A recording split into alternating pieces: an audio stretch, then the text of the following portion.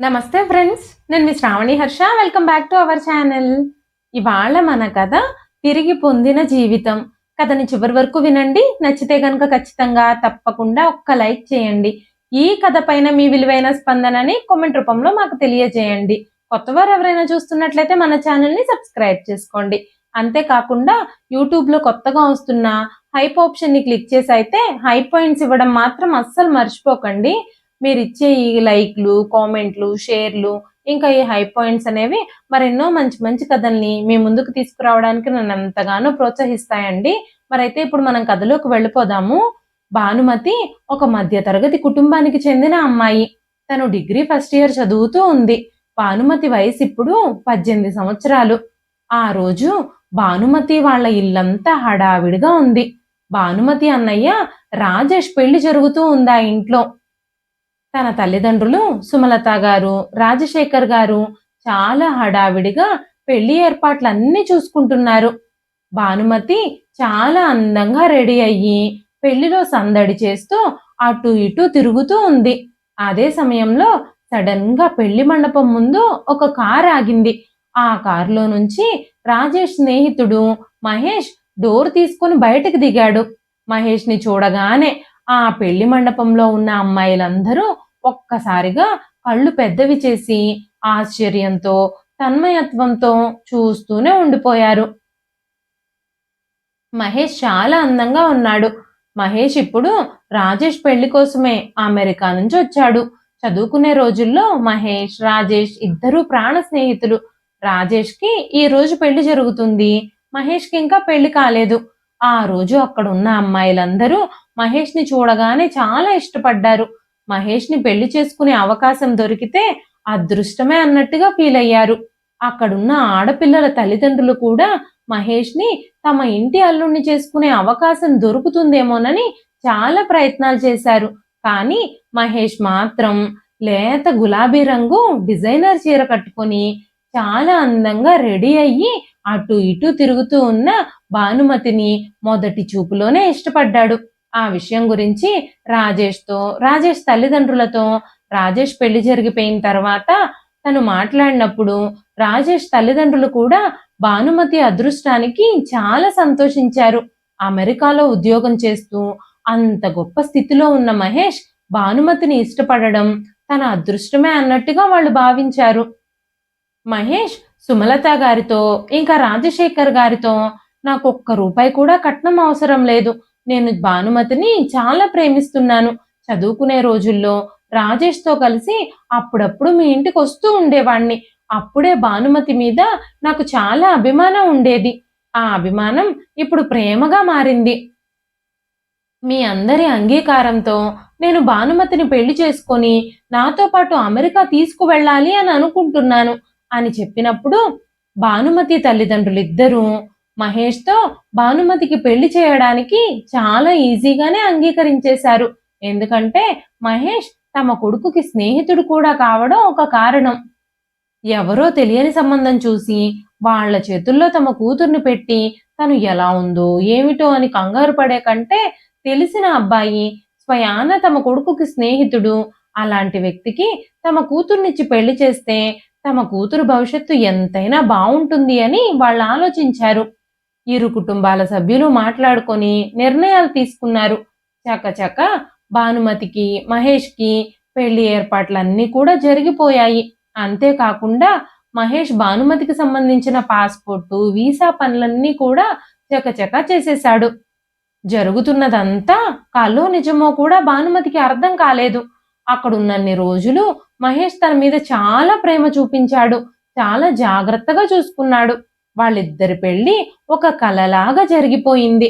పెళ్లి తర్వాత కూడా మహేష్ భానుమతి మీద చాలా ప్రేమ చూపించాడు. పాస్పోర్టు, వీసా అన్నీ రెడీ అయిపోయాయి. భానుమతి తన తల్లిదండ్రుల్ని విడిచిపెట్టి మహేష్ చేయి పట్టుకొని అమెరికా వెళ్లాల్సిన రోజు రానే వచ్చింది. భానుమతి తన కుటుంబాన్నంతటినీ విడిచిపెట్టి మహేష్తో పాటు విమానంలో ఎక్కి కూర్చుంది. తన భవిష్యత్తు గురించి ఆలోచిస్తూ కళ్ళు కనడం మొదలుపెట్టింది. అందమైన ఇల్లు, ప్రేమించే భర్త, అమెరికాలో లగ్జరీ జీవితం. నేనెంత అదృష్టవంతురాలనో అంటూ పొంగిపోయింది తను. కానీ ఆ రోజు తనకి తెలీదు తను కన్న ఆ కలలన్నీ కల్లలుగా మిగిలిపోతాయి అని. అమెరికా వెళ్ళాక చాలా భయంకరమైన వాస్తవాలు తను తెలుసుకోవాల్సొస్తుంది అని. భానుమతి, మహేష్ ఇద్దరూ అమెరికా ఎయిర్‌పోర్ట్‌లో దిగారు. చెకింగ్స్ అన్నీ పూర్తి చేసుకొని క్యాబ్‌లో తమ ఇంటికి బయలుదేరారు. మొదట్లో రోజులన్నీ చాలా బాగా గడుస్తూనే ఉన్నాయి. మహేష్ ప్రతిరోజు భానుమతిని చాలా జాగ్రత్తగా చూసుకునేవాడు. అంతేకాకుండా షాపింగ్‌లని, సినిమాలని, షికార్లని తిప్పుతూనే ఉండేవాడు. ఫ్రెండ్స్‌తో కలిసి గెట్ టుగెదర్‌లకి, పాట్‌లక్‌లు చేసుకునేటప్పుడు భానుమతిని కూడా తీసుకెళ్తూ ఉండేవాడు.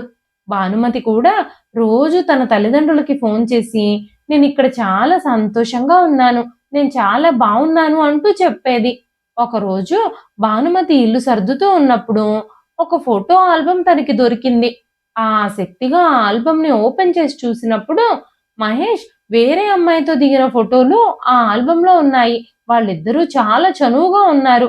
ఆ ఫోటోలు చూడగానే భానుమతికి చాలా కోపం వచ్చింది. అంతేకాకుండా ఒక్కసారిగా దుఃఖం పొంగుకొచ్చింది. వేరే అమ్మాయిని ప్రేమించి తనతో రిలేషన్‌షిప్‌లో ఉండి కూడా మహేష్ తననెందుకు పెళ్లి చేసుకున్నాడో ఎంత ఆలోచించినా కూడా భానుమతికి అర్థం కాలేదు. ఎలాగైనా సరే ఈ విషయం మహేష్ రాగానే తేల్చుకోవాలి అని మహేష్ రాక కోసమే ఎదురు చూస్తూ కూర్చుంది భానుమతి. మహేష్ ఆఫీస్ నుంచి ఇంటికి రాగానే ఆ ఫోటోలని చూపిస్తూ కోపంగా అడిగింది భానుమతి.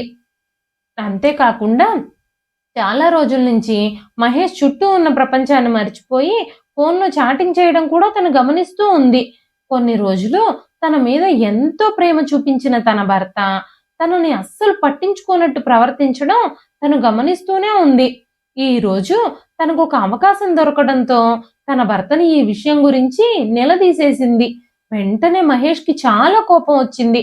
వాళ్ళిద్దరి మధ్యలో పెద్ద గొడవే ప్రారంభమయింది. భానుమతి తనని కారణం అడిగినప్పుడు భానుమతి నోరు మూయించడం కోసం మహేష్ తనని చెంపదెబ్బ కొట్టి నిశ్శబ్దంగా చేశాడు. ఆ రోజు నుంచి మహేష్ ప్రవర్తన పూర్తిగా మారిపోయింది. మహేష్‌కి తెలియకుండా భానుమతి తన ఫోన్‌లో ఉన్న మెసేజ్‌లన్నీ చదివింది. ఈ విషయాలన్నీ తెలుసుకున్నప్పుడు మహేష్ భానుమతి బ్యాగ్‌లో నుంచి పాస్‌పోర్ట్‌ని లాగేసుకొని భానుమతిని ఇష్టం వచ్చినట్టుగా కొట్టాడు. తను చాలా భయపడిపోయింది. నిన్నటి వరకు ఆనందంగా సాగిన తన జీవితం ఒక జైలు శిక్షలాగా మార్చబడింది. మహేష్ తనని ఒక ఖైదీలాగా ఇంట్లోనే బంధించేశాడు.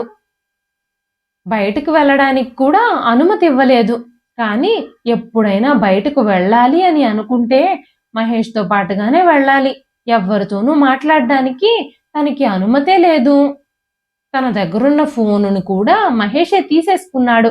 తన తల్లిదండ్రులతో వారానికో, 10 రోజులకో ఒకసారి తానే ఫోన్ చేసి భానుమతిని బెదిరించి, "నేను బాగానే ఉన్నాను. మీరెలా ఉన్నారు?" అంటూ 2 మాటలు మాత్రమే మాట్లాడడానికి అనుమతిచ్చేవాడు. మహేష్ అన్ని విధాలుగా భానుమతిని ఒంటరిగా మార్చేశాడు. తనని మొదటిగా చెంపదెబ్బ కొట్టిన రోజు నుంచి ప్రతి కారణానికి తన మీద చేతులెత్తడం, తనని ఇష్టం వచ్చినట్టు కొట్టడము ప్రారంభించాడు. ఇవన్నీ మహేష్‌కి దినచర్యగా మారిపోయాయి. భానుమతి లోపలే కృంగిపోతోంది. తన ఆత్మ కూడా గాయపడుతుంది. కానీ తను అస్సలు ధైర్యం కోల్పోలేదు. తను తన మనసులోనే ఒక వాగ్దానం చేసుకుంది. నేను ఎలాగైనా సరే సజీవంగానే ఉంటాను. ధైర్యంగా ఉంటాను. ప్రతి కన్నీటి బొట్టుని నా బలంగా మార్చుకుంటాను. ఈ మహేష్‌కి ఎలాగైనా సరే బుద్ధి చెప్పే నేను అమెరికా నుంచి బయటకు వెళతాను అంటూ వాగ్దానం చేసుకుంది. ప్రతి రాత్రి ఏడుస్తూ తన రోజుల్ని గడుపుతూ ఉండేది తను. ప్రతిరోజు తను స్వేచ్ఛగా, సంతోషంగా ఉన్న అందమైన రోజుల్ని గుర్తు చేసుకుంటూ ఉండేది. తన జీవితంలో ఎప్పుడూ తన సొంత నిర్ణయాలే తీసుకుంటూ ఉండేది. తల్లిదండ్రులిద్దరూ కూడా తనకి చాలా స్వేచ్ఛనిచ్చారు. ఏం చదవాలి? ఏ కాలేజీలో చదవాలి? ఏ గ్రూప్ తీసుకోవాలి? ఎలాంటి బట్టలు వేసుకోవాలి? ఈ విషయాలన్నింటిలో కూడా తన తల్లిదండ్రులు తన ఇష్టాయిష్టాల్ని మాత్రమే నెరవేర్చారు. కానీ ఇప్పుడు మహేష్ తనని పూర్తిగా తన నియంత్రణలోకి తీసుకెళ్ళిపోయాడు. భానుమతి ఇప్పుడు ఎవ్వరి మద్దతు లేకుండానే బ్రతుకుతుంది. తన పరిస్థితి గురించి ఎవ్వరితో అయినా పంచుకోవాలన్నా కూడా తనకు అవకాశమే లేదు. మహేష్ తనని బెదిరించి తన మాట వినకపోతే తన తల్లిదండ్రుల్ని చంపేస్తానని భయపెడుతూ తనని కంట్రోల్ చేస్తూ ఉన్నాడు. భానుమతి చాలాసార్లు అక్కడి నుంచి పారిపోవడానికి ప్రయత్నించింది. కానీ తన ప్రతి ప్రయత్నము విఫలమైపోయింది. ఎలాగైనా సరే మహేష్ తనని కనిపెట్టి మళ్ళీ తీసుకొచ్చేస్తూ ఉండేవాడు. తన శరీరము, మనసు రెండూ అలసిపోయాయి. ఏదో ఒక రోజు ఎలాగైనా సరే ఆ బందిఖానా నుంచి విడుదల పొందాలి అని బలంగా నిర్ణయించుకుంది. చుట్టూ ఉన్న ప్రజల్ని చూస్తూ ఉన్నప్పుడు వాళ్ళందరూ తమ సొంత నిర్ణయాలు తీసుకొని స్వేచ్ఛగా తమ జీవితాన్ని ఎలా గడుపుతున్నారో తను చూసినప్పుడు తన మనసు తనని బలవంతం చేయడం ప్రారంభించింది. భానుమతి టీవీ చూడడం ద్వారా, పుస్తకాలు చదవడం ద్వారా నిశ్శబ్దంగా ఇంట్లోనే ఇంగ్లీష్ నేర్చుకోవడానికి ప్రయత్నించింది. అవకాశం దొరికినప్పుడు తను సమయాన్ని, ఒంటరితనాన్ని సద్వినియోగం చేసుకోవడం కోసం తనని తాను సిద్ధపరచుకుంటూ ఉంది. ఎలాగైనా సరే కొత్త జీవితాన్ని ప్రారంభించాలి అని మహేష్ నుంచి దూరంగా వెళ్ళిపోయి ఆ ఇంటి నుంచి బయటపడాలి అని ఆలోచిస్తూ ఉంది. కానీ ఈ విషయాలన్నీ అంత చిన్న విషయాలు ఏమీ కావు. తన తల్లిదండ్రులు తనకి గుర్తుకొచ్చినప్పుడు తనకి చాలా ఏడుపొచ్చేది. ఎంత జరిగినా తను సజీవంగా ఉండడానికి తన తల్లిదండ్రులు కూడా ఒక కారణం. వాళ్ళ కోసమే తనిప్పుడు బ్రతుకుతుంది. తన తల్లిదండ్రులు చిన్నప్పటి నుంచి తనని ఎప్పుడూ ఏ ఇబ్బంది పడనివ్వలేదు. కానీ మహేష్ మాత్రం తనని ఒక మనిషిలాగా కూడా చూడడం లేదు. తనని చాలా ఇబ్బందులు పెడుతున్నాడు. మహేష్ అమెరికాలోనే ఒక అమ్మాయిని ప్రేమించాడు. తనతో రిలేషన్షిప్లో ఉన్నాడు. తనకి చాలా కమిట్మెంట్స్ ఉండడం వల్ల వాళ్ళ పెళ్లి లేట్ అవుతూ వచ్చింది. మహేష్ రాజేష్ పెళ్లికి వచ్చినప్పుడు అక్కడ భానుమతిని చూసి భానుమతి చాలా అందంగా ఉండడంతో తనకి చాలా నచ్చడంతో అంత అందాన్ని వదులుకోవడం ఇష్టం లేక తనని పెళ్లి చేసుకొని అమెరికాకి తీసుకొచ్చాడు. రేపొద్దున తను ప్రేమించిన అమ్మాయిని పెళ్లి చేసుకున్నా భానుమతి అంగీకరిస్తుందని, ఒక పని మనిషిలాగా తమ ఇంట్లోనే పడుంటుందని తను నమ్మాడు. తనకి, తన భార్యకి సేవలు చేస్తూ తన శేష జీవితాన్ని గడుపుతుంది అనుకున్నాడు. అంతకంటే చదువులేని తను ఇంకేం చేస్తుందిలే అనుకున్నాడు.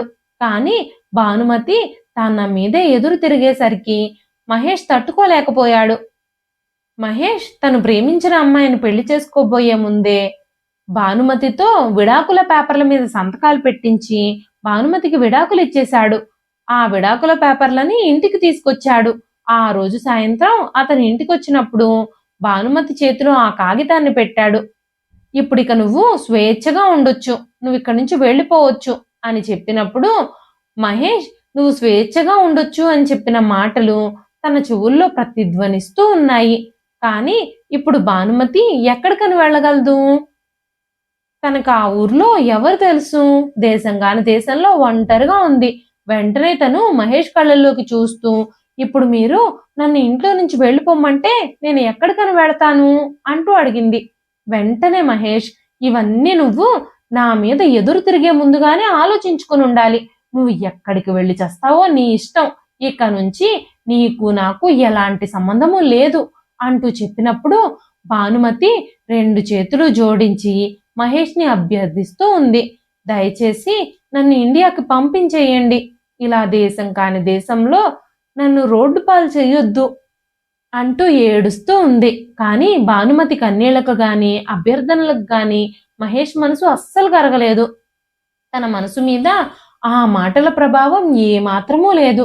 దేశం కాని దేశంలో తను ఏమైపోతుంది అని కూడా ఆలోచించకుండా మహేష్ భానుమతిని ఇంటి నుంచి బయటకు నెట్టేశాడు. తన ఒంటి మీద తను ధరించిన బట్టలు మాత్రమే ఉన్నాయి. అలానే భానుమతి రోడ్డు మీదకొచ్చింది. నిస్సహాయంగా ఒంటరిగా తను నిలబడుంది. శీతాకాలం చలి తన శరీరాన్ని వణికిస్తుంది. ఆకలి తన కడుపుని మెలితిప్పుతున్నట్టుగా ఉంది. జీవితం తనని ఇంత కష్టమైన పరిస్థితుల గుండా తీసుకెళుతుంది అని తను అస్సలు ఊహించలేదు. తను ఇప్పుడు పూర్తిగా ఒంటరిగా ఉంది. ఒక పార్క్ బెంచ్ మీద కూర్చునుంది. తన శరీరం అంతా వణుకుతుంది. తన దంతాలు కూడా చలికి వణిగిపోతూ శబ్దం చేస్తున్నాయి. చలిని తట్టుకోవడానికి తన దగ్గర ఒక్క శాల్వా కూడా లేదు. భానుమతి మనసంతా చాలా ప్రశ్నలు తిరుగుతూ ఉన్నాయి. ఇప్పుడు నేనేం చెయ్యాలి? ఎక్కడికి వెళ్ళాలి అని ఆలోచిస్తూనే ఉంది. ఆకాశంలో నక్షత్రాలు మెరుస్తూ ఉన్నాయి. కానీ తన మనసులో మాత్రం ఎలాంటి కాంతి లేదు. పూర్తిగా తన మనసంతా చీకటితో నిండిపోయింది.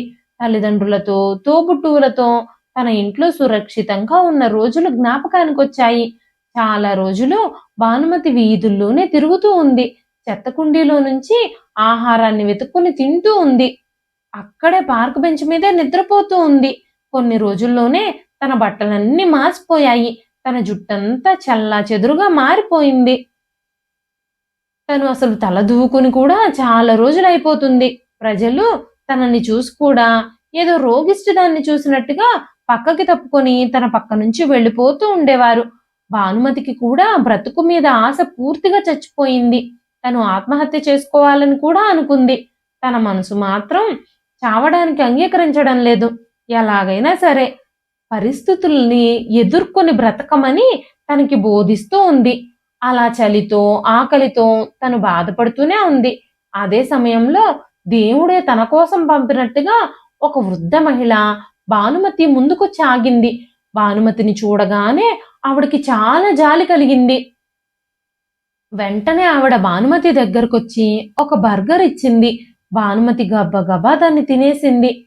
ఆ పరిస్థితుల్లో ఉన్న భానుమతిని చూసి ఆవిడ వెంటనే "ఏం జరిగింది? నువ్వెవరు?" అంటూ అడిగినప్పుడు భానుమతి తనకదంతా ఆవిడతో చెప్పింది. ఆవిడ భానుమతి కళ్ళల్లో కన్నీళ్లని చూసి కరిగిపోయింది. తను భానుమతికి ఒక అడ్రస్ ఇచ్చి అక్కడికి వెళ్ళమని చెప్పింది. అక్కడ నీకు ఉండడానికి చోటిచ్చి ఆహారం కూడా పెడతారు.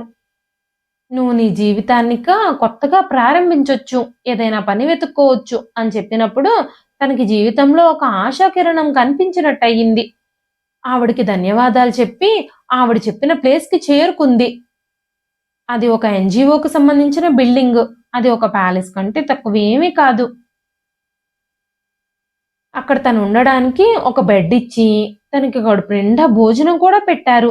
చాలా రోజుల తర్వాత తను కడుపు నిండా భోజనం తిని ప్రశాంతంగా నిద్రపోయింది. అక్కడ చాలా మంది అమ్మాయిలున్నారు. అక్కడున్న చాలా మంది కథలు కూడా అచ్చం భానుమతి కథలానే ఉన్నాయి.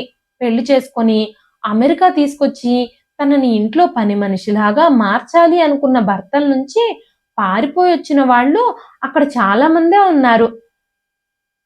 అలా అలా చాలా రోజుల తర్వాత ఆ రోజు తను శారీరకంగానే కాకుండా మానసికంగా కూడా రిలాక్స్‌డ్‌గా ఊపిరి పీల్చుకుంది. అక్కడ చాలా మంది వ్యక్తులతో మాట్లాడినప్పుడు వాళ్ళు తమ తల్లిదండ్రులతో ఫోన్ చేసి మాట్లాడిపిస్తామని, తనని ఇండియా పంపించే ఏర్పాట్లు చేస్తామని చెప్పారు. కానీ భానుమతి దానికి అస్సలు అంగీకరించలేదు. ఎలాగైనా సరే ఇప్పుడు తన కాళ్ళ మీద తను నిలబడాలి అని అనుకుంది. తను ఇలాంటి పరిస్థితుల్లో ఉంది అనే విషయం తన తల్లిదండ్రులకి ఎట్టి పరిస్థితుల్లోనూ తెలియకూడదు అనుకుంది తను.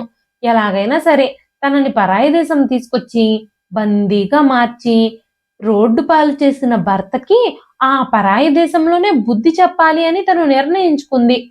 ఇప్పుడిక తనకు ఒక ఆశ కూడా చిగురించింది. ఇకపై తను బలహీనంగా లేదని, ఈ స్థలంలో తన సొంత ఇష్టాయిష్టాలకి అనుగుణంగా గడపొచ్చు అని తనకనిపించింది. తను అక్కడున్న లైబ్రరీ నుంచి కొన్ని పుస్తకాలు తీసుకొని చదవడం ప్రారంభించాడు. ఆ పుస్తకాలు జీవితం మీద కొత్త ఆశని, కొత్త నమ్మకాన్ని ఇచ్చాయి. ఆ పుస్తకాలు తనని మానసికంగా బలంగా చేశాయి. తన చుట్టూ ఉన్న ప్రపంచంలో చాలా మంది మహిళలు, బాలికలు ఉన్నారు. అలాగే షరతుల ద్వారా పెళ్లి చేసుకొని మోసపోయిన వాళ్ళు కొత్త మార్గాలను వెతుక్కుంటూ తమ జీవితాన్ని జీవిస్తూ చాలా మంది అక్కడున్నారు. ఇప్పుడు తను ఎలాగైనా సరే తన కాళ్ళ మీద తను నిలబడాలని, ఏదో ఒక ఉద్యోగం సంపాదించాలని ఆలోచిస్తూ ఉంది. అక్కడ సలహాదారుడు భానుమతికి చాలా సహాయం చేశాడు. తను ఒక ఉద్యోగం కోసం వెతుక్కోవడానికి కూడా తనకి చాలా హెల్ప్ చేశాడు. చాలా ప్రదేశాల గురించి, ఉద్యోగం కోసం ఎలా అప్లై చేయాలో, ఎలా ఇంటర్వ్యూకి వెళ్ళాలో కూడా తనకి నేర్పించాడు. కానీ తనకి ఎలాంటి అనుభవము లేదు. అంతేకాకుండా తనకి ఇంగ్లీష్ కూడా సరిగ్గా మాట్లాడడం రాదు. అలాంటి సమయంలో ఒక హోటల్‌లో పని చేయడానికి తనకి ఆఫర్ వచ్చింది. అది చాలా చిన్న పనే, తక్కువ జీతమే. కానీ భానుమతికి మాత్రం చాలా పెద్ద హోప్ లభించింది. వెంటనే ఆ హోటల్‌లో పని చేయడానికి తను ఒప్పుకుంది. ఆ పని అంత సులభమైన పనేమీ కాదు. ఆ విషయం భానుమతికి తెలుసు. ఎలాంటి కష్టాలనైనా ఎదుర్కోవడానికి తను సిద్ధంగా ఉంది. మరుసటి రోజు ఉదయమే తను ఉద్యోగంలో చేరింది. తను హోటల్లో చాలా కష్టపడి పనిచేస్తూ ఉండేది. రోజంతా తను నిలబడే పని చేయాలి. వచ్చిన కస్టమర్లందరికీ వాళ్ళడిగిన ఆహారం సర్వ్ చేయాలి. అంతే కాకుండా అక్కడ తను పాత్రలు కూడా కడగాలి. తను ఇలాంటి పనులు చేయాల్సొస్తుందని తనెప్పుడూ అనుకోలేదు. ఎన్ని ఇబ్బందులు ఎదుర్కొనైనా తను తన కాళ్ళ మీద నిలబడాలి అని దృఢంగా నిశ్చయించుకుంది. తను నిజాయితీతో, అంకిత భావంతో పని చేయడం ప్రారంభించింది. తనకి వంట చేయడం అంటే చాలా ఇష్టం. ఒకరోజు ఆ హోటల్‌లో పనిచేసే చాలా ముఖ్యమైన షెఫ్ లీవ్‌లో ఉండడంతో తను వచ్చిన కస్టమర్ల కోసం ఇండియన్ ఆహారాన్ని తన తల్లి ఏ విధంగా అయితే వండి వడ్డించేదో, ఆ విధంగానే వండి అందరికీ చాలా మర్యాదగా సర్వ్ చేసింది. ఆ భోజనాల రుచి చూసినప్పుడు అక్కడ ప్రజలందరూ ఆశ్చర్యపోయారు. తను వండిన ఆహారాన్ని అందరూ ఇష్టపడడం ప్రారంభించారు. ఆ హోటల్‌కి వచ్చే వాళ్ళందరూ తెలుగు వాళ్ళే కావడంతో తెలుగు రుచుల్ని వాళ్ళు చాలా ఇష్టపడ్డారు. ఆ హోటల్ మేనేజర్ జేమ్స్ చాలా మంచి వ్యక్తి. అతను భానుమతికి చాలా మద్దతిచ్చాడు. తన కృషి, నిజాయితీ ఆయన్ని చాలా ఆకట్టుకుంది. అతను భానుమతితో, "మనకొచ్చే కస్టమర్లందరూ మీరు చేసిన ఆహారాన్ని ఇష్టపడి తింటున్నారు. మీరింకా మెనూలో మరికొన్ని వంటల్ని చేర్చండి. నేను పూర్తిగా మీకు మద్దతిస్తాను. ఆ పనికి తగ్గట్టుగానే మీ జీతం కూడా పెంచుతాను" అని చెప్పారు. భానుమతి రోజూ కష్టపడి చాలా రకాల ఆహారాల్ని సిద్ధం చేస్తూ ఉండేది. తను తయారు చేసిన ఆహారంలో ఏదో మ్యాజిక్ ఉంది అంటూ అందరూ చాలా ప్రశంసించేవారు తనని. అతి తక్కువ కాలంలోనే ఆ హోటల్‌లో తను చాలా మంచి పేరుని సంపాదించుకోవడం తనకి చాలా సంతోషంగాని కలిగించింది. ఆ తర్వాత తన కోసం తను ఒక చిన్న గదిని కూడా అద్దెకు తీసుకొని అక్కడే నివసించడం ప్రారంభించింది. తను సంపాదించే డబ్బులు తన అవసరాలు తీర్చుకోవడానికి ఉపయోగిస్తూ కొంత డబ్బుని ఆదా చేస్తూ ఉండేది. ఇప్పుడు తను ఒంటరిగా ఉన్నా చాలా మంచి అనుభూతిని చెందడం మొదలుపెట్టింది. తనిప్పుడు చాలా సంతోషంగా ఉంది. ఇప్పుడు తనకంటూ చేయడానికి ఒక పనుంది. తన చుట్టూ చాలా మంది వ్యక్తులున్నారు కానీ, ఈ విషయంలో తన హృదయంలో ఇంకా భయమే మిగిలుంది. ఆమె భర్త జ్ఞాపకాలు కొన్ని కొన్ని సార్లు తనకి విశ్రాంతి అనేదే లేకుండా చేస్తున్నాయి. తనని నిద్ర కూడా పోనిచ్చేవి కావు ఆ ఆలోచనలు. ఆ దారుణ దృశ్యాలన్నీ తన కళ్ళ ముందే తిరుగుతున్నట్టుగా అనిపించేది. అవన్నీ జరిగిపోయిన కాలంలో భాగాలని తన మనసుకి తను సర్ది చెప్పుకోవడానికి ప్రయత్నిస్తూ ఉండేది. ఇప్పుడు మహేష్ నన్ను విడిచిపెట్టేశాడు. నాకింక తనతో ఎలాంటి సంబంధము లేదు. అలాంటప్పుడు అసలు నేనెందుకు భయపడాలి? అని తనకు తానే ధైర్యం చెప్పుకునేది. ఎలాగైనా సరే తన భయాన్ని పక్కన పెట్టి ముందుకు సాగాలి అని ఆలోచిస్తూ ఉండేది. అక్కడ హోటల్‌లో ఉన్న ప్రజలు కూడా తనతో మాట్లాడడానికి ప్రయత్నిస్తూ ఉండేవారు. అక్కడకు వచ్చే వివిధ రకాల వ్యక్తులని భానుమతి చూస్తూ ఉండేది. తను ఖాళీ సమయంలో కొన్ని పుస్తకాలు కూడా చదవడం మొదలుపెట్టేది. అక్కడికొచ్చే కస్టమర్లు మాట్లాడే భాషల్ని అర్థం చేసుకోవడానికి కూడా ప్రయత్నిస్తూ ఉండేది. మంచి సర్వీస్ అందించడానికి ఎప్పుడూ అలర్ట్‌గా ఉండేది. ఇంగ్లీష్ నేర్చుకోవడానికి తను చాలా ప్రయత్నాలు చేస్తూ ఉంది. వొకాబులరీ మెరుగుపరుచుకోవడానికి తను చాలా కష్టపడుతూ ఉంది. తను ఈ దేశంలో పురోగతి సాధించాలి అంటే భాష విషయంలో పరిపూర్ణంగా ఉండాలి. ఇప్పుడు తను హోటల్‌లో ఉద్యోగం చేస్తూ ఖాళీ సమయంలో ఇంగ్లీష్ క్లాసులు కూడా అటెండ్ అవుతూ ఉండేది. తనొక బలమైన, శక్తివంతమైన అమ్మాయిగా మారింది. ప్రతి ఉదయము తను నిద్ర నుంచి మేల్కొన్నప్పుడు తనలో కొత్త ఉత్సాహం ఉండేది. నేనిప్పుడు స్వేచ్ఛ, స్వతంత్రం కలిగిన అమ్మాయిని. ఎవ్వరి బందికాలలోనూ నన్ను బంధించలేదెవ్వరు. నా జీవితాన్ని నా ఇష్టానుసారంగా జీవించడానికి నాకు పూర్తి హక్కుంది. నేను ఎవరి దయాదాక్షిణ్యాల మీదను కూడా బ్రతకడం లేదు. నా కాళ్ళ మీదే నేను నిలబడ్డాను. ఆర్థికంగా నా పరిస్థితుల్ని బలోపేతం చేసుకున్నాను అని ఆలోచించడం మొదలుపెట్టేది. ఇప్పుడు చిన్న చిన్న విజయాలు తనని పెద్ద పెద్ద అంతస్తుల వైపు తీసుకెళ్తూ ఉన్నాయి. ఆన్‌లైన్‌లో కమ్యూనికేషన్ కోర్సులు, కంప్యూటర్ కోర్సులు నేర్చుకోవడం కూడా మొదలుపెట్టింది తను. ప్రతిరోజు ఏదో ఒక కొత్త విషయాన్ని నేర్చుకోవడానికి తను ప్రయత్నిస్తూ ఉండేది. తనని తాను మెరుగుపరుచుకోవడం కోసం తను చాలా కష్టపడుతూ ఉండేది. తను హోటల్లో పనిచేస్తూ చాలా నెలలు గడిచిపోయాయి. తన జీవితం రోజు ఉదయాన్నే లేవడం, తన గదిని శుభ్రం చేసుకోవడం, ఆ తర్వాత తన కోసం టిఫిన్ రెడీ చేసుకోవడం, ఆ తర్వాత హోటల్‌కి తిరిగి వెళ్ళిపోవడం. అక్కడ పనులన్నీ ముగించుకొని, అలసిపోయి తిరిగి రావడం. ఇంటికొచ్చి భోజనం వండుకొని తినడం. ఇలా బిజీగా గడిచిపోతున్నాయి తన రోజులు. కానీ ఈ జీవితం తనకి చాలా నచ్చింది. చాలా రిలాక్స్‌డ్‌గా అనిపించింది. తన పనిలో తను చాలా పరిపూర్ణురాలుగా ఉంది. ఆ హోటల్‌కి వచ్చే చాలామంది కస్టమర్లు భానుమతిని అభినందిస్తూ ఉన్నారు. హోటల్ మేనేజర్ కూడా భానుమతిని చాలా విశ్వసించాడు. తను కొత్త వంటకాలు చేయడానికి కూడా అనుమతిచ్చాడు. ఎందుకంటే భానుమతి కారణంగానే ఆ హోటల్ ఇప్పుడు చాలా పేరు పొందింది. భారతదేశంలో నుంచి వచ్చి అక్కడ నివసిస్తున్న చాలామంది ఆ హోటల్‌కి రెగ్యులర్‌గా రావడం కూడా మొదలుపెట్టారు. అమెరికన్ ప్రజలు కూడా ఆ హోటల్‌లోని భారతీయ ఆహారాన్ని చాలా ఇష్టంగా తినడానికి ఇంట్రెస్ట్ చూపిస్తున్నారు. ఒకరోజు భానుమతి హోటల్‌లో పనిచేస్తూ ఉన్నప్పుడు ఓ కొత్త వ్యక్తి హోటల్‌లో ప్రవేశించడం చూసింది. అతను చాలా అందమైన, విద్యావంతుడైన వ్యక్తిలాగా కనిపిస్తూ ఉన్నాడు. చాలా పెద్ద సంస్థకి యజమానిలా ఉన్నాడు. తనని చూడగానే ఆ విషయం ఎవరికైనా అర్థమైపోతుంది. అతని కళ్ళల్లో చాలా ఆత్మవిశ్వాసం దాగుంది. భానుమతి ఆయన దగ్గరకొచ్చి ఆయనకు సర్వీస్ చేయడం కోసం ఆయనతో మాట్లాడడం మొదలుపెట్టింది. మెల్లమెల్లగా ఆయన హోటల్ దగ్గరికి తరచుగా రావడం మొదలుపెట్టారు. అప్పుడప్పుడు ఆయన ఒంటరిగా వస్తారు. కొన్ని సార్లు ఎవరో ఒకరిని తనతో పాటు తీసుకొస్తూ ఉంటారు. బహుశా వ్యాపారానికి సంబంధించిన కార్యకలాపాలన్నీ ఈ హోటల్‌లోనే నెరవేరుస్తారేమో ఆఫీస్ వాళ్ళు అని భానుమతి అనుకునేది. చాలా దూరం నుంచి ఆయన భానుమతిని చూస్తూ ఉండేవారు. ఆయన కళ్ళల్లో ఒక వింత అనుభూతి కనిపించేది. తను భారతీయ ఆహారం తయారు చేస్తున్నందుకు, ఆ ఆహారం వాళ్ళకి నచ్చినందుకు తన వైపు స్పెషల్‌గా చూస్తున్నారేమోలే అని అనుకుంటూ ఉండేది. ఆయన తన అలా చూస్తూ ఉన్నా, ఆయన వైపు చూడాలన్నా కూడా భానుమతికి చాలా ఇబ్బందిగా అనిపించేది. అలాంటి సందర్భం వచ్చినప్పుడల్లా భానుమతికి తన గతం గుర్తుకొచ్చి, మహేష్‌తో తనకి జరిగిన చెడు సంఘటనలు గుర్తుకొస్తూ ఉండేవి.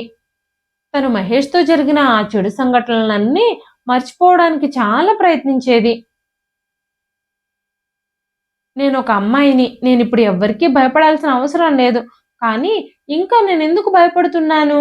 నన్ను వేధిస్తున్న విషయం ఏమిటి అంటూ ఆలోచించుకోవడం మొదలుపెట్టింది. ఆ ఆలోచనలన్నీ మరిచిపోవడానికి తను తన పనులతో చాలా బిజీగా ఉండేది. ఆ హోటల్‌కి తరచుగా వచ్చే ఆ బిజినెస్ మ్యాన్ పేరు జార్జ్. భానుమతి ఆయన గురించి జేమ్స్‌ని అడిగినప్పుడు ఆయన ఒక విజయవంతమైన వ్యాపారవేత్త అని, చాలా మంచి వ్యక్తి అని, తన కంపెనీలో ఎంప్లాయీస్ అందరిని కూడా చాలా జాగ్రత్తగా చూసుకుంటారని, చాలా విషయాలు ఆయన గురించి చెప్పినప్పుడు, వాటిని విన్న తరువాత భానుమతి కొంచెం రిలాక్స్‌డ్‌గా అయ్యింది.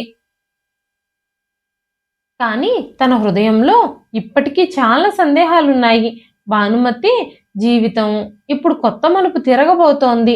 ఈ మలుపులు తనని ఎక్కడికి తీసుకెళ్తాయో కూడా తనకి తెలియదు. కానీ తను ప్రతి విషయానికి సిద్ధంగా ఉంది.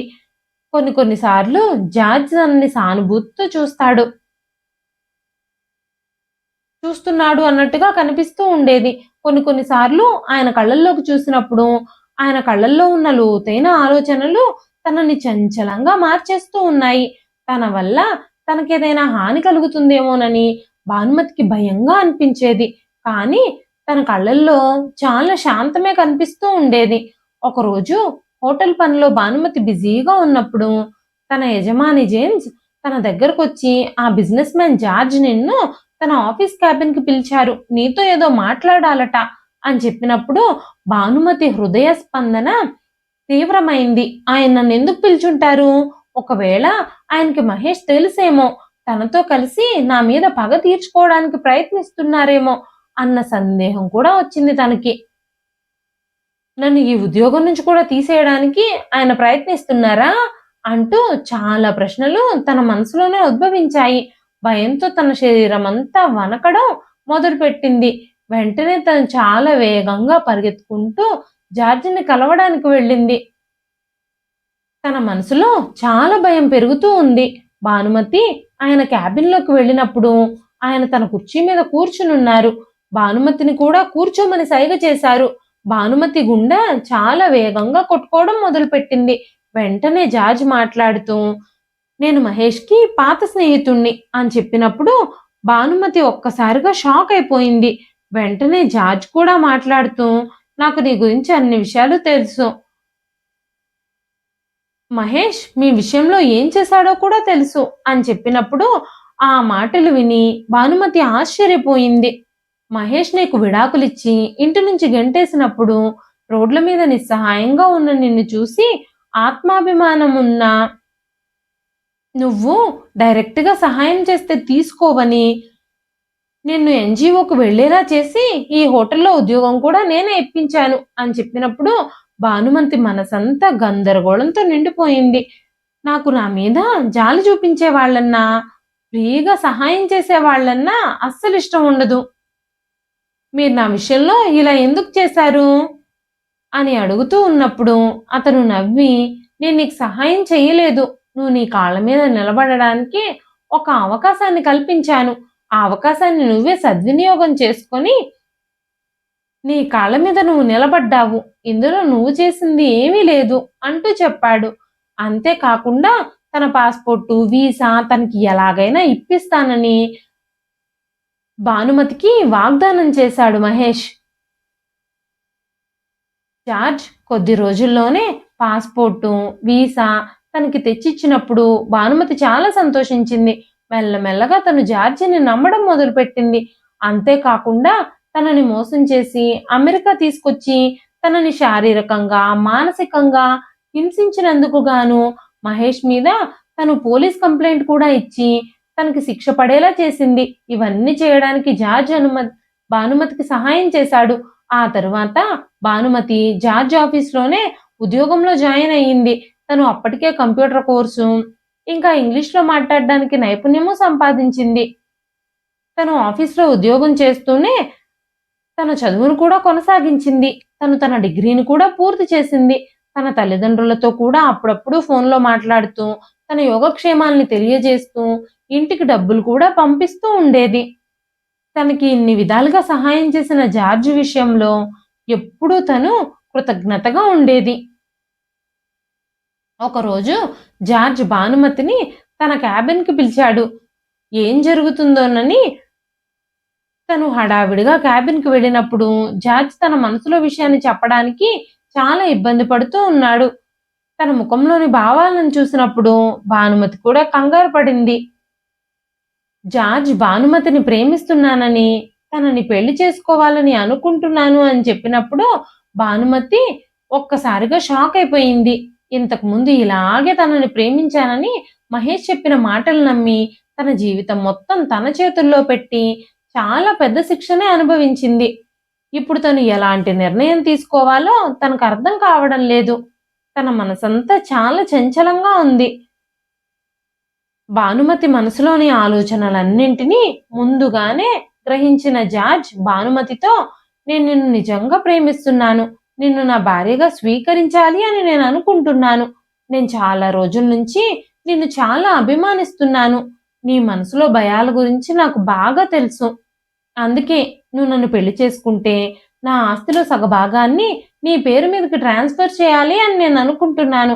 ఇంతకు ముందులాగానే ఎలాంటి ఇబ్బందొచ్చినా నువ్వు రోడ్డు మీద నిలబడాల్సిన అవసరం ఉండదు. అసలు నీకు ఎలాంటి ఇబ్బంది రాకుండానే నేను చూసుకుంటాను.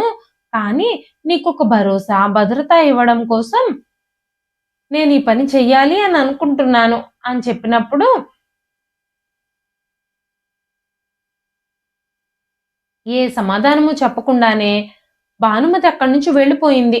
ఆ తరువాత భానుమతి చాలా ఆలోచించింది. తన నిస్సహాయ స్థితిలో రోడ్ల మీద తిరుగుతూ ఉన్నప్పుడు తనకి ఆశ్రయము, పని కల్పించింది జార్జే. ఇప్పుడు తన జీవితం మారిపోవడానికి కూడా తనే ఎంతగానో సపోర్ట్‌గా ఉన్నాడు. తనిప్పుడు ఈ రోజు ఎవరి దయా దాక్షిణ్యాల మీద కాకుండా తన కాళ్ళ మీద తనే నిలబడి స్వేచ్ఛగా బ్రతుకుతుంది అంటే దానికి పరోక్షంగా కారణం జార్జే. అంతేకాకుండా తనకి భరోసా, భద్రత ఇవ్వడం కోసం తన ఆస్తిలో సగ భాగాన్ని తన పేరు మీద కూడా రాస్తానని చెప్పడంతో ఆయన మీద చాలా గౌరవం పెరిగింది. ఆ తరువాత భానుమతి జార్జ్‌తో మాట్లాడడానికి వెళ్ళినప్పుడు ఆయనతో మిమ్మల్ని పెళ్లి చేసుకోవడానికి నాకు ఎలాంటి అభ్యంతరమూ లేదు. నాకు మీ మీద పూర్తి నమ్మకం ఉంది. మీరు మీ ఆస్తిలో సగభాగం నా పేరు మీద రాయాల్సిన అవసరం ఏమీ లేదు. నేను మిమ్మల్ని నమ్ముతున్నాను. అంతేకాకుండా నా మీద కూడా నాకు నమ్మకం ఉంది. ఎలాంటి పరిస్థితులొచ్చినా నేను తట్టుకుని నిలబడగలనని, నా కాళ్ళ మీద నేను నిలబడి బ్రతకగలగనని నా మీద నాకు చాలా నమ్మకం వచ్చింది. మీ ఆస్తితో నాకు పని లేదు. మీ ప్రేమ, నమ్మకం మాత్రమే నాకు కావాలి అని చెప్పినప్పుడు, నా ప్రేమ, నమ్మకం ఎప్పుడూ నీ తోడుగానే ఉంటాయి. ఇప్పుడు నువ్వు నా జీవిత భాగస్వామివి కాబోతున్నావు. అందుకే నా ఆస్తిపాస్తుల్లో కూడా నీకు భాగస్వామ్యం ఇవ్వాలని నేను అనుకుంటున్నాను అని చెప్పి జార్జ్ తమ పెళ్లితో పాటే తమ ఆస్తిపాస్తులు కూడా సగభాగం భానుమతి పేరు మీదకి రిజిస్ట్రేషన్ చేయించాడు. భానుమతికి ప్రతి విషయంలోనూ జార్జ్ చాలా అండగా ఉన్నాడు. భానుమతి తను సంపాదించిన ప్రతి రూపాయిని ఇతర దేశాల నుంచి అమెరికా వచ్చి అక్కడ చిక్కుకుపోయి అష్ట కష్టాలు పడుతున్న అమ్మాయిలకి చేయూతనివ్వడం కోసం నెల నెల ఎన్‌జీఓకి డొనేషన్‌గా ఇవ్వడం మొదలుపెట్టింది. తనలాంటి నిస్సహాయులైన అమ్మాయిలకి అండగా నిలబడింది. తన ప్రతి నిర్ణయానికి జార్జ్ సపోర్ట్ చేయడంతో పాటు తన ప్రతి పనిలోనూ తనకి సహాయంగా ఉన్నాడు. ఇప్పుడు భానుమతి తన జీవితంలో ప్రతి ఆనందాన్ని తిరిగి పొందింది. కోల్పోయిన జీవితాన్ని తిరిగి పొందే అవకాశం అందరికీ దక్కదు. దక్కింది అంటే అది భానుమతి అదృష్టం. ఇంకా తను పడిన కష్టం వల్ల కూడా సాధ్యమైంది. ఇదండి ఈ రోజు కథ. ఈ కథ మీకెలా అనిపించింది? కథ నచ్చితే ఒక్క లైక్ చేయండి. ఈ కథ పైన మీ విలువైన స్పందనని కామెంట్ రూపంలో మాకు తెలియజేయండి. మరెన్నో ఇలాంటి ఇంట్రెస్టింగ్ కథల కోసం మన ఛానల్‌ని సబ్స్క్రైబ్ చేసుకోండి. అంతేకాకుండా యూట్యూబ్‌లో కొత్తగా వస్తున్న హైప్ ఆప్షన్ అయితే క్లిక్ చేసి హైప్ పాయింట్స్ ఇవ్వడం మాత్రం అస్సలు మర్చిపోవద్దు. మరొక మంచి కథతో రేపు మళ్ళీ కలుస్తానండి. అంతవరకు సెలవు. ఉంటానండి.